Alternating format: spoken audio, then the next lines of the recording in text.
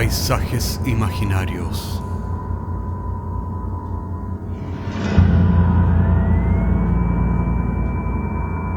Una producción Cortés Rojas.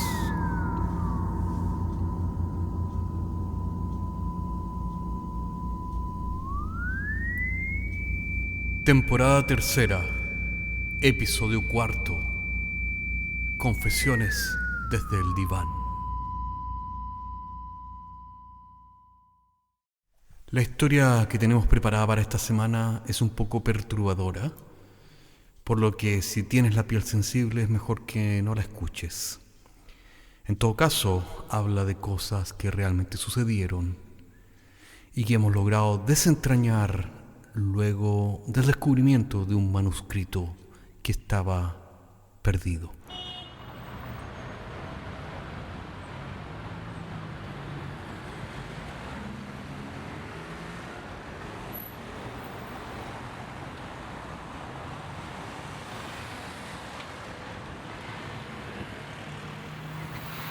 Mi padre era un hombre extraño.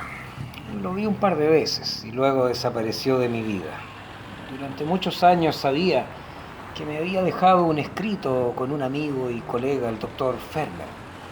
Pero durante todo ese tiempo, para ser sincero, no quería saber nada de él. Sin embargo, aquí me tienen, tocando el timbre de la casa de su amigo Antonio Fermer. Pase, pase.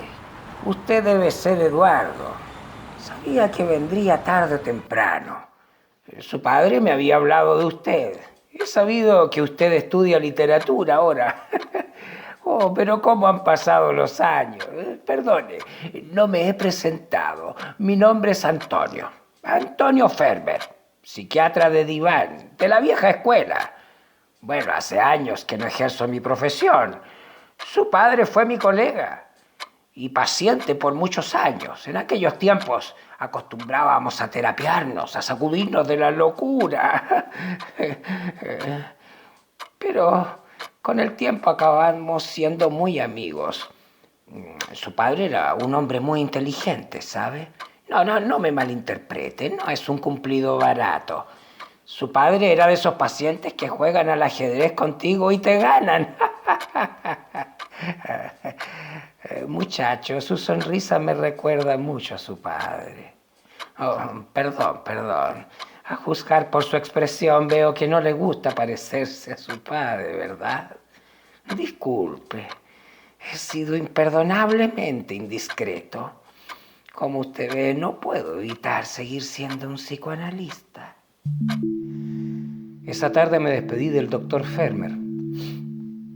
Al llegar a casa me acomodé impacientemente para tratar de descifrar para ustedes la endemoniada letra de mi padre. Los escritos describían el momento en el cual un paciente de mi padre, el famoso piloto de carrera Jaime de Negri, ganó la carrera de automóviles y llenó su copa de triunfo con champán para compartir con su equipo de mecánicos y auspiciadores. En ese momento de triunfo, Jaime sacó su revólver y se voló la tapa de los sesos frente a las cámaras de televisión. Obviamente, en cuestión de segundos, las imágenes dieron la vuelta al mundo, convirtiéndose en una noticia de primera plana, mientras el mundo entero se preguntaba cómo es posible que un hombre feliz se quite la vida.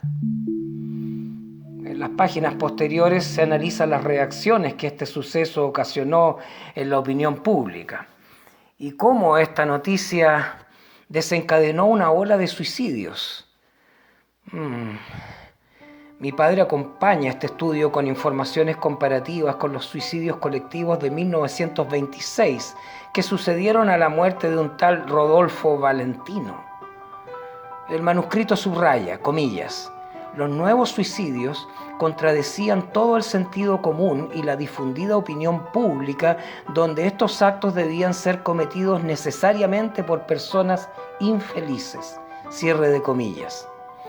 En las páginas siguientes, los escritos describen cómo mi padre, junto con su colega Antonio Fermer, se hicieron escuchar a través de los medios de comunicación para reivindicar el suicidio como, abre comillas, un derecho para toda la humanidad, cierre de comillas. Me imagino cómo estas polémicas declaraciones deben haber producido airadas reacciones en los sectores de siempre, los más religiosos y conservadores de la sociedad. Uf. Posteriormente el manuscrito se focaliza en los programas de televisión. Para el asombro de muchos, algunos de estos entrevistados cometieron su suicidio inesperadamente frente a las cámaras, de manera que este tipo de programas se transformaron en un exitoso reality show, debido a, comillas, el morbo que la muerte suele producir en los seres humanos, cierre de comillas. De hecho, algunos de los entrevistados comenzaron la entrevista televisiva saludando con la histórica frase atribuida a los gladiadores de Roma: César, los que van a morir te saludan. Vaya, vaya. Este manuscrito insiste muchas veces que lo más desconcertante para la gente es que la mayoría de los suicidas famosos den la impresión de ser gente feliz. Bueno, aquí dice que después de algunos años la llamada pandemia de suicidios se transformó en una situación cotidiana en la mayoría de las ciudades del mundo. Comillas, los gobiernos incapaces de detener la ola de suicidios tuvieron que admitir y enfrentar la realidad, cierre de comillas. Veo que en estos manuscritos mi padre deja en claro que el doctor Fermer y él dispensaron ilegalmente píldoras y otras alternativas indoloras para facilitar la creciente demanda de sus pacientes.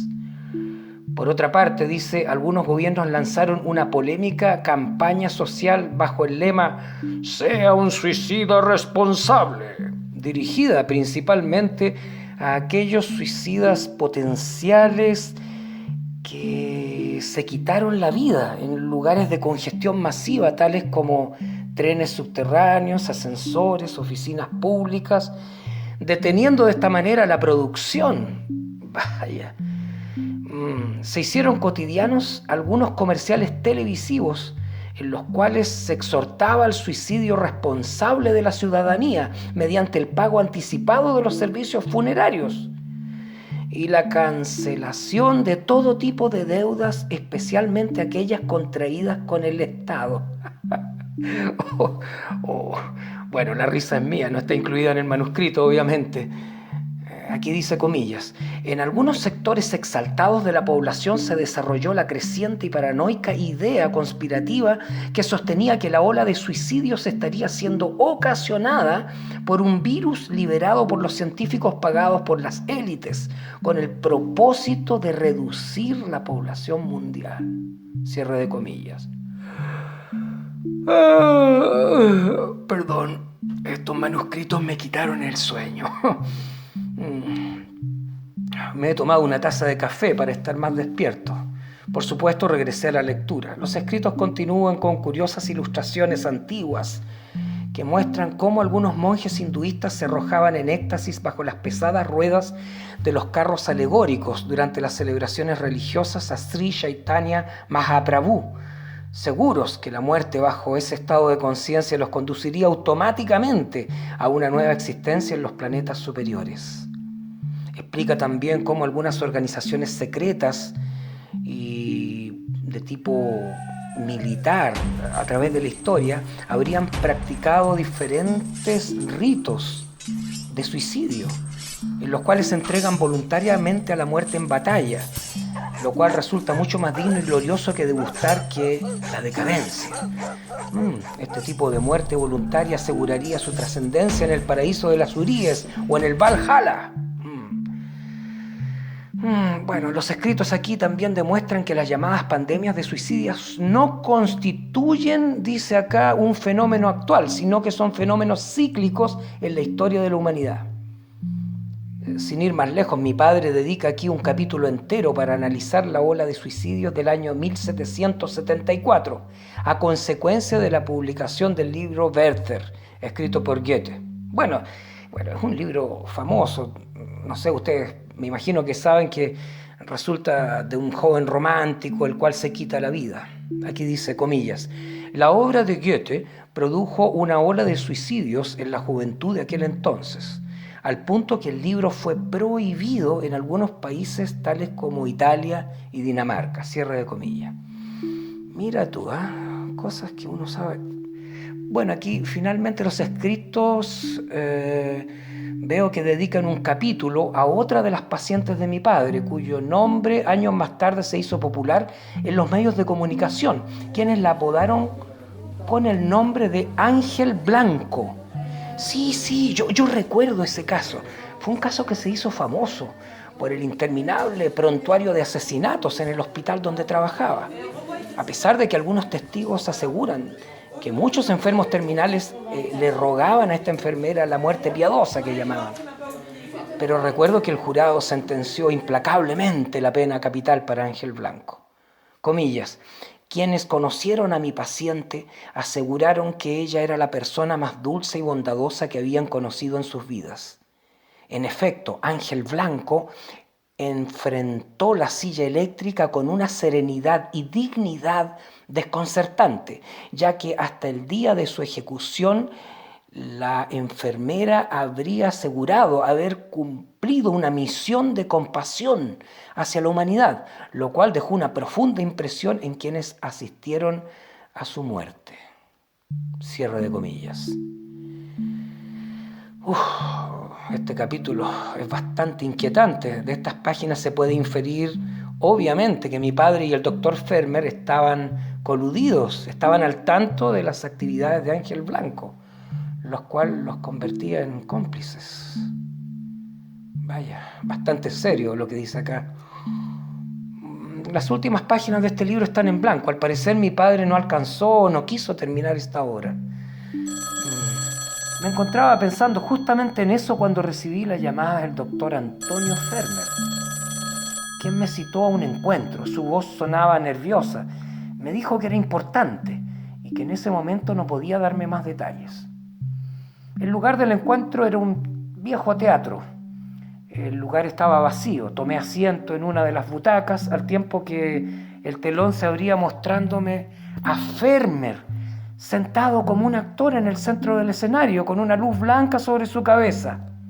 Este cine perteneció a mi padre, Eduardo, ¿sabías?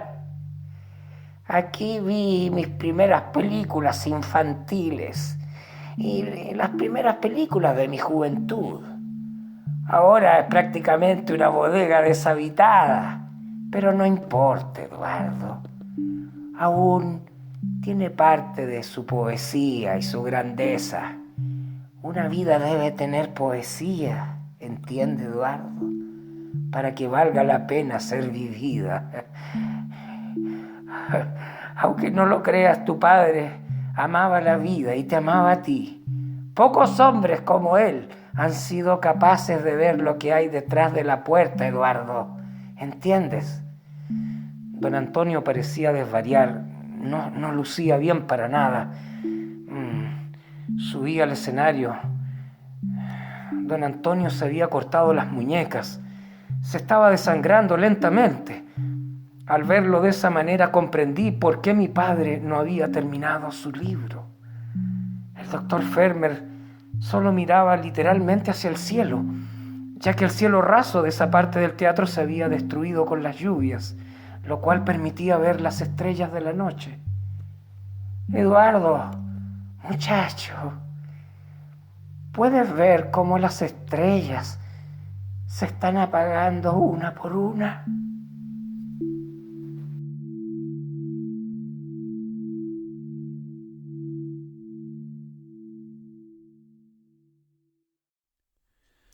Más allá del principio del placer, obra de Sigmund Freud, publicada en 1920, que es un cambio mayor en sus teorías. Previamente Freud atribuía la mayoría del comportamiento humano al instinto sexual, eros o libido. Sin embargo, en este ensayo, Freud va más allá del simple principio del placer, agregando a su teoría de comportamiento el deseo, la fuerza de morir, o tánatos. Es así como los seres humanos luchan entre dos fuerzas opuestas: eros, o la creatividad y armonía, y tánatos, la destrucción y la agresión.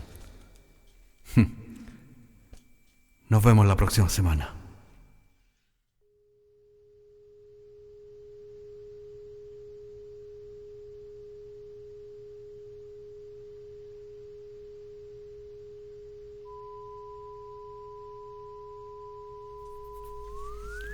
Paisajes Imaginarios es un podcast semanal que se distribuye con una licencia pública general.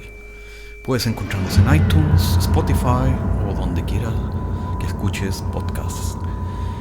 Contáctanos a paisajes@caco.cl. Hasta la próxima semana.